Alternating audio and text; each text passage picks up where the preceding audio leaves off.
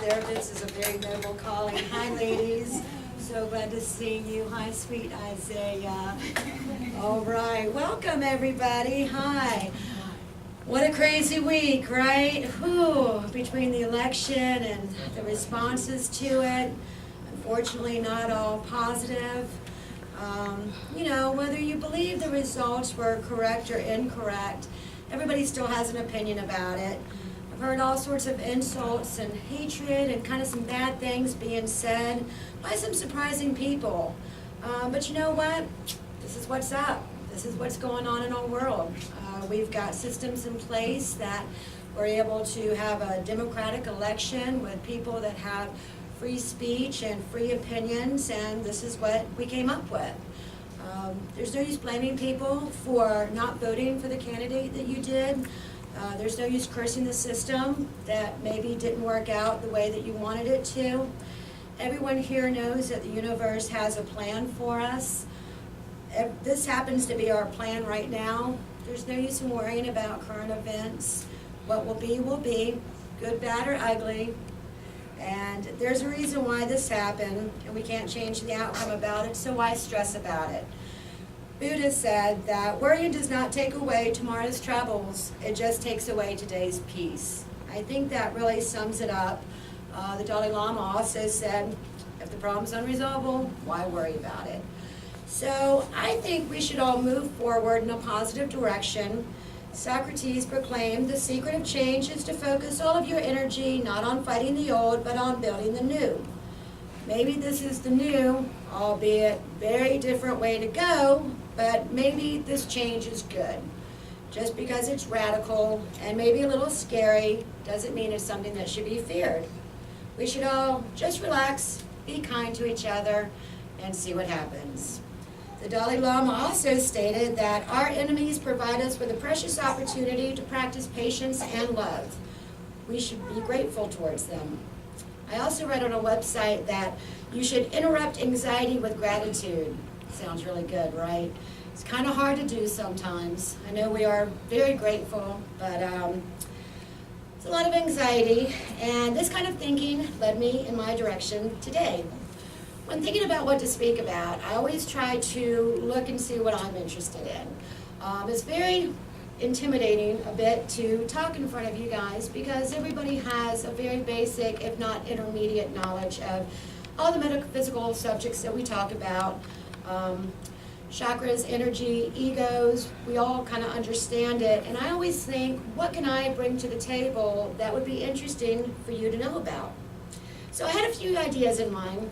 As most of you know, I enjoy Buddhism. I enjoy my buddy Buddha and the Dalai Lama. I think they had great ideas along with all of the other lords of religion and philosophy.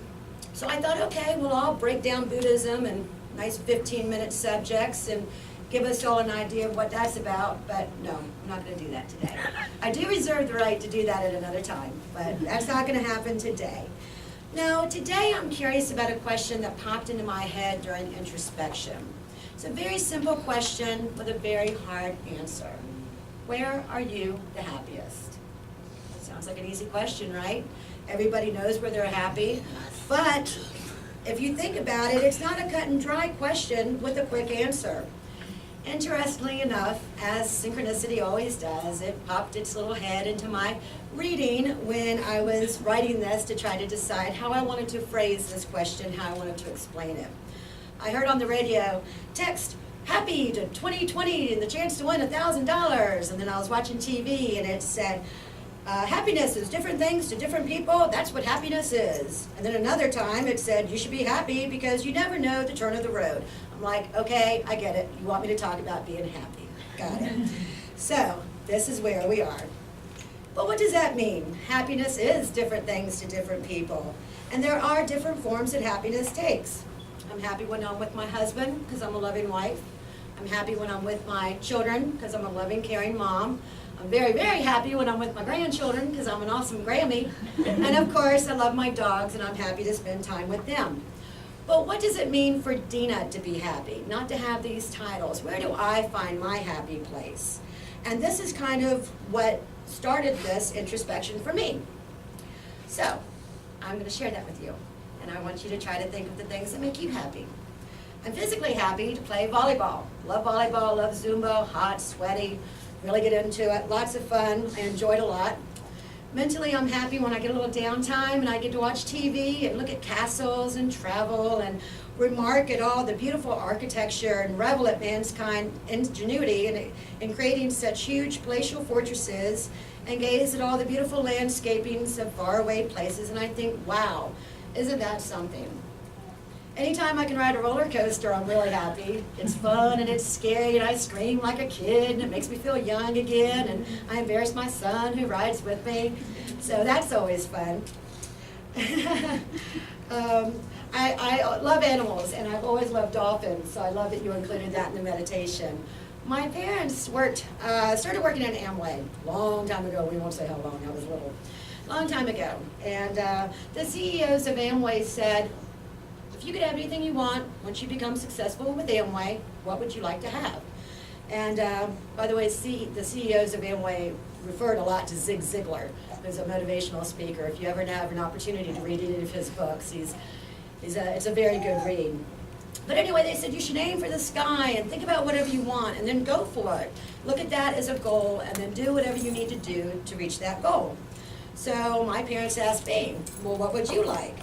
And at my young age, I said, well, you know, I would love a dolphin pool full of dolphins that I can play with every day. I still think that way. I would love that. Obviously, now that I'm an adult, I know that's not feasible. But the dream hasn't really gone away. And I always think that, where else could I find my dolphin pool? What else would other things make me as happy as it did back then? I enjoy people go to Dolphin Cove in Florida and tell me about the stories, and they're such intellectual animals and how they respond, and they have all their little interactions, and I just think that's awesome. So spiritually, I'm the happiest when I meditate and of course spend time here at the chapel with people like you that enjoy the same topics that I do. And I enjoy hearing all the different stories and people passing on the knowledge to me that I may not know about, which there's a lot that I don't know about, so I'm always interested to hear about that. I used to work as an association manager, which was a thankless job most of the time. People would call and be upset and have little petty complaints and be downright mean sometimes for no reason. And I suppose out of frustration, maybe they had something going on, or maybe to them their complaints weren't petty. And this was such a recurring theme that I actually wrote an article for the publication, association publication called Currents. And I titled it, I Like Everything About You But You. I actually had a board president tell me that one time in front of everybody at a board meeting, and I almost started crying. And it wore on me. I was like, why? You know, I'm a good person doing a good job. Why does he feel that way? Do other people feel that way? What could I do differently? What did I do to him? And then my girlfriend, who knows what's going on, she actually sat me down one day and she said, you know what, you just need to forget about it. You just need to forget about what he said, keep going on with your life, and never let someone else steal your happy. And that's what I'm going to talk about today, because she was right. And even though people may have opinions, everybody's entitled to their own opinion, doesn't make them right or wrong, but I actually learned something that day that I do still carry with now. I try not to let anyone steal my happy.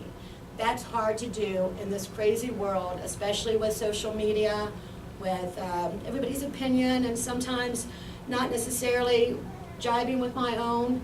But I've been much happier since because of that. So let's recap.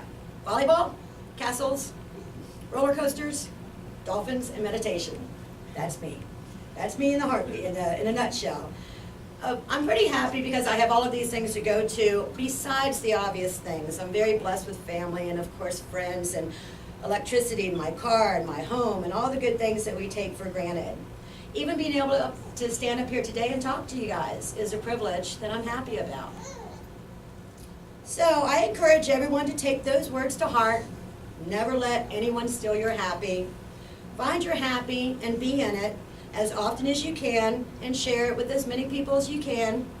Happiness is a candle, a light, a beacon that people can see and respond to. Hopefully people will want to be in that light, and you can help them find their own happy. A well-known saying of Buddha is, thousands of candles can be lit from one single candle, and the life of a candle will not be shortened. Happiness never decreases for being shared. So I'm not going to list 100 ways that the experts tell us to be happy. Happiness is different for everyone. Find your happy, keep it close to you at all times, and don't let it go no matter what. Will Smith advises us to stop letting people who do so little for you control so much of your mind, feelings, and emotions. MarkandAngel.com comments that we should be happy, be yourself. If others don't like it, let them be. Happiness is a choice. Life isn't always about pleasing everyone.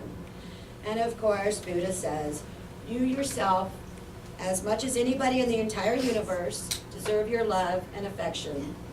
I would like to add that you deserve your love and affection and happiness. So I wish for you that you find your happy and in turn others, and help others find and live in their happy. I would like to end with a prayer that I would like for you guys to repeat with me. It's something that I hope you'll use in your daily life. So please repeat after me. May I be at peace. May I be at peace. May my heart remain open. May my heart remain open. May I awaken to the light of my own nature. May I awaken to the light of my own nature. May I be healed. May I be healed. May I be a source of healing for all beings. May I be a source of healing for all beings. So mote it be. So Amen. Amen. Thank you. Thank you.